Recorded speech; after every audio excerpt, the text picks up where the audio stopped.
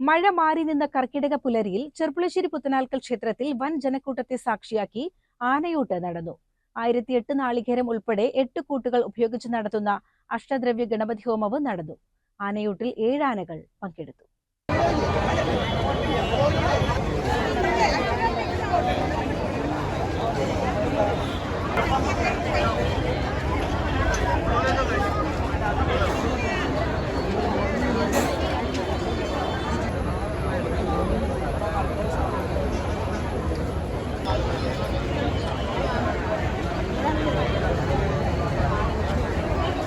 ഗജവീരൻ ചെർപ്പുളശ്ശേരി അയ്യപ്പൻ പ്രത്യക്ഷ ഗണപതിയായുള്ള ഗജപൂജയും നടന്നു.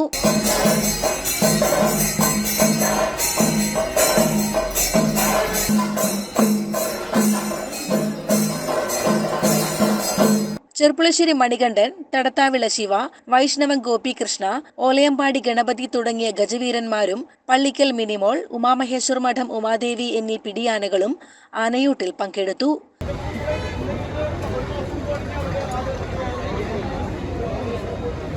ആണോ വാങ്ങിട്ട് യാട് വരണ്ടല്ലോ.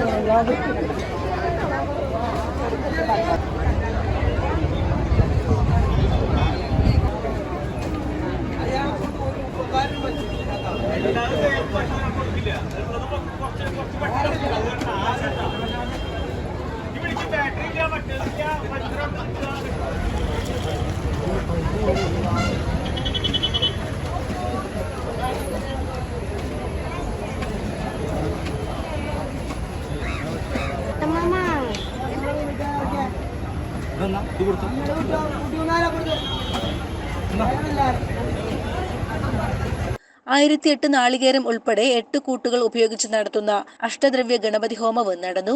തന്ത്രിമാരായ അണ്ടലാടിമന ഉണ്ണി നമ്പൂതിരിപ്പാട്, അണ്ടലാടിമന വിഷ്ണു നമ്പൂതിരിപ്പാട് എന്നിവർ മുഖ്യ കാർമ്മികരായി. മേൽശാന്തി അകത്തേക്കുന്നത്ത് ശ്യാംകൃഷ്ണൻ നമ്പൂതിരി സഹകാർമ്മികനായി.